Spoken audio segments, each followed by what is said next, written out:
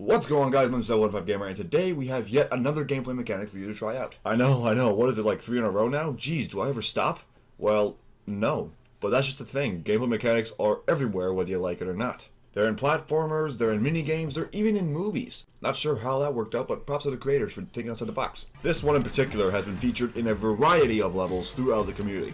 This is mostly a platforming mechanic, but can be made for RPG levels. No, not those kinds.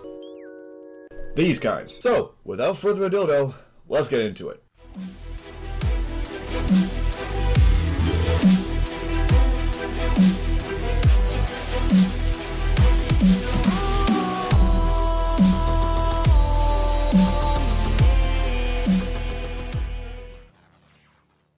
Now, before we begin, let me start by saying that this tutorial was already done by the LittleBigPlanet dev team in a live stream, which, by the way, was uploaded to their main channel. But there was one thing that they left out of their tutorial, which will allow Sackboy to stay facing one specific direction when you stop moving him. They did mention this, however, in the tutorial by saying, of kind of getting a Sackbot to kind of stop and face in the direction it was traveling, but that's quite complex and didn't particularly want to cover it in this kind of more simple one. Well, in this tutorial, I will cover what they covered, as well as teach you how to add in the part that they missed. One thing to keep in mind is that the dev team actually used a Sackbot in the tutorial, which is perfectly fine, but if you don't want to use a Sackbot and you just want to use a regular player, here's what you're going to have to do. So what you're going to do is place down a broadcast microchip. I know it's too much already, just bear with me. And place it down on any material for now. I'll tell you what to do with it later. Open up the microchip and place down a control layer. Tweak it to be a receiver for the nearest player. What? There's nothing else but a control layer. I'm serious. Let's move on. Next, place down 3 microchips inside the broadcast microchip. These will be for the different parts of this animation. Let's start with the first one, which will be used to determine your character's rotation angle. To start off, place down a directional combiner and an OR gate. When you open up the directional combiner's tweak menu, you'll notice something new to it compared to the earlier game. What we can do is we can actually change the new option to something else to make the piece of logic work a lot better. What we can do is, instead of having the directional combiner combine all inputs going into it, we can actually anglify it. I know it's not an actual word, just go with it for now. Now you might be thinking that we might have to tweak the OR gate, but in reality we don't. We can just leave it there to die on the microchip because if you remember from a couple tutorials ago, screw them. Next, right next to these two things, place down a NOT gate and another OR gate. Once again, without tweaking any of them, you can just start to hook these things up. So, hook up the directional combiner to the OR gate on the other side. Then take the OR gate under the directional combiner to the NOT gate, then hook up the NOT gate to the OR gate. Now, if you didn't understand a single thing I just said, I didn't either, so you're not alone. But you can just copy what's on screen right now. Now, place down one of the new character rotation tweakers and tweak its settings. Set the yaw speed to 180 and tweak the input action to positional. This is so that when you are messing around with the left analog stick, then you can face the direction that you're going. So now, hook up the OR gate to the character rotation tweaker so we can move on. No, not that one, the other OR gate. No, seriously, not that one. Ah, there you go. So just a little closer. What are you on? That's not even an OR gate. There you go. Just hook up that one to the character rotation tweaker so we can move on. Oh my god. Take the outputs of the up and down of the left analog stick and hook it up to the negative input of the directional combiner and the OR gate. Then take the left and right output of the left analog stick and hook it up to the positive input of the directional combiner and the last port of the OR gate. Next, let's move on to the next microchip.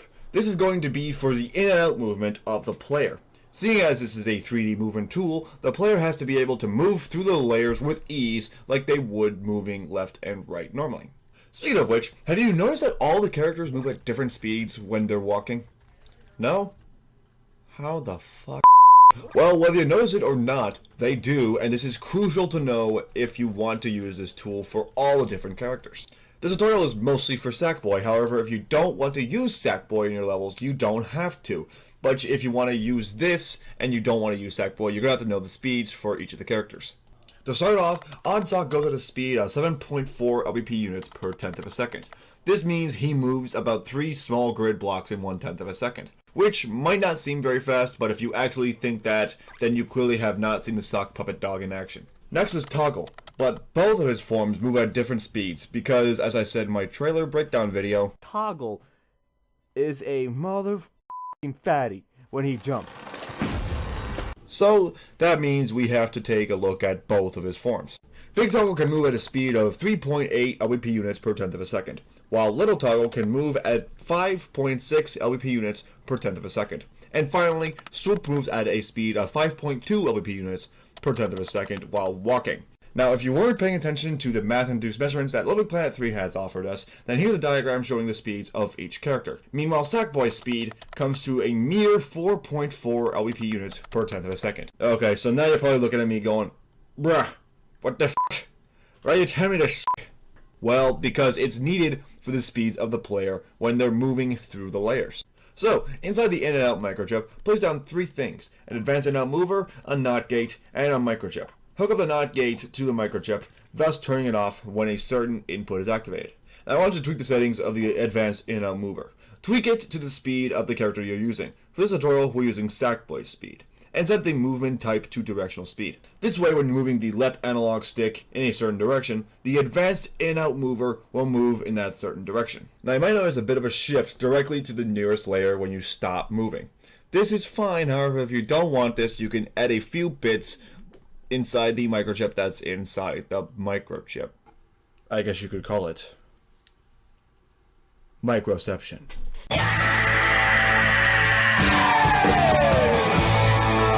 Oh, hell. Who the wears glasses indoors? Jesus. Inside this microchip, place down two batteries and two advanced in-out movers, and tweak their settings. For the advanced in-out movers, they're both going to be set to 0.1 for the speed, and set the movement type to directional. The first battery is going to be set to 1%, while the second battery is going to be set to negative 1%. This way, they both have a brawl to the death, which will keep the player in the position that they're in. Don't forget to wire the batteries to the advanced in-out movers before we move on to what is now finally the last microchip of this logic, which is the run animation. Without this, it might just look a tad weird. Also, when we're jumping, it'll look even weirder. One thing to keep in mind is that we need this to make sure that when we jump, this logic won't work. So what we're going to do is pull out a state sensor and tweak it to detect when your character is touching the ground. Just hook that up to the animation microchip, and then you should be good to go. Inside the microchip, place down an OR gate and a sequencer. Then hook up both left analog prompts to the OR gate. Hook up the OR gate to the sequencer, and then set the sequencer to positional. Here's the tricky part, because even I can't explain this shit without f***ing up.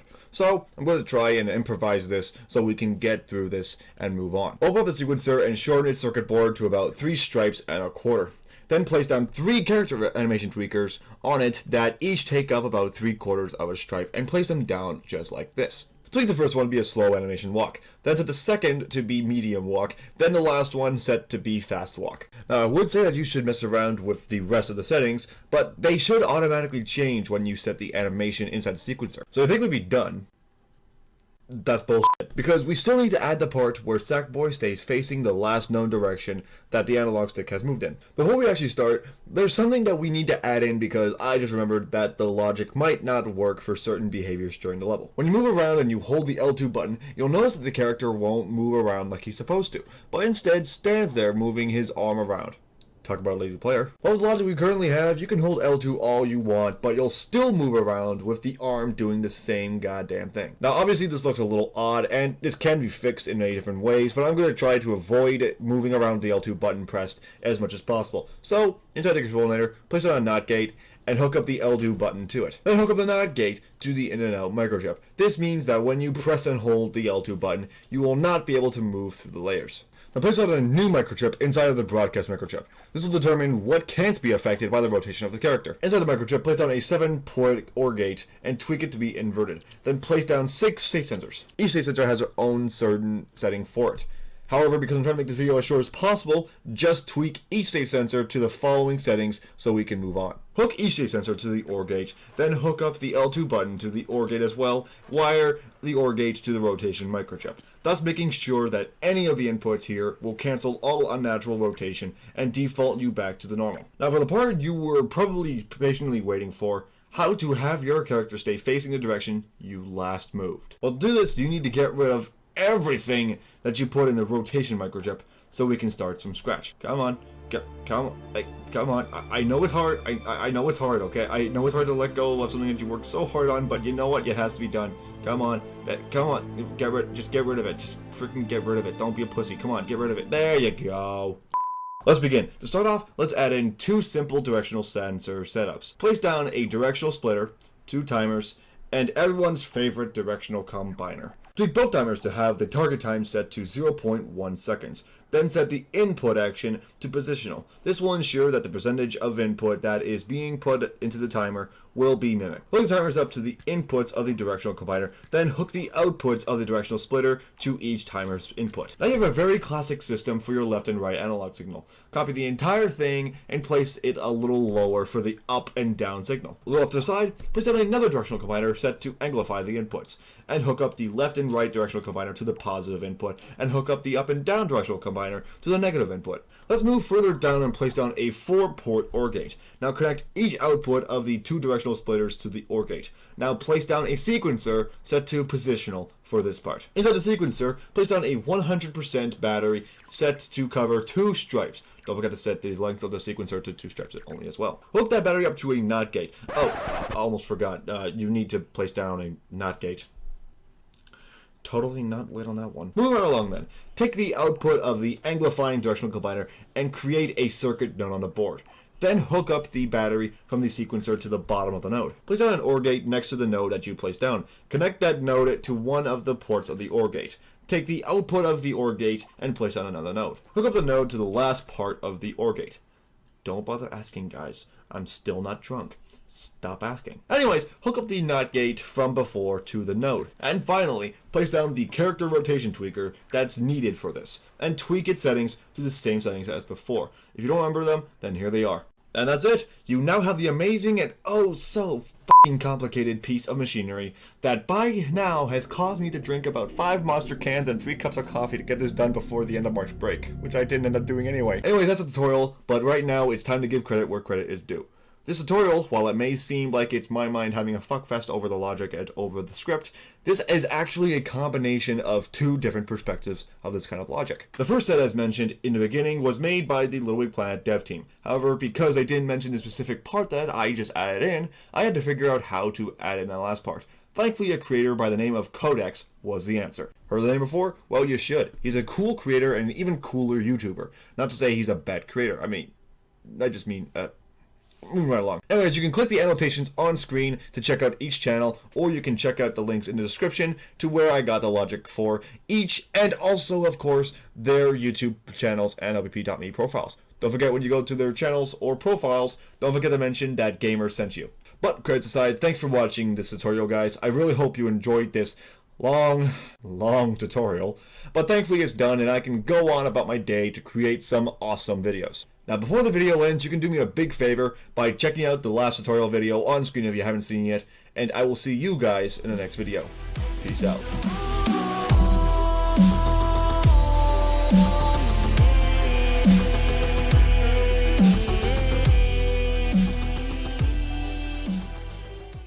Oh, one more thing. For where to place it, you can either have this thing all the way through by setting the broadcast microchip to all in range, or you can place it on a massive piece of clear and pass-through material for a specific section and just broadcast to all in contact. Have a good day, guys.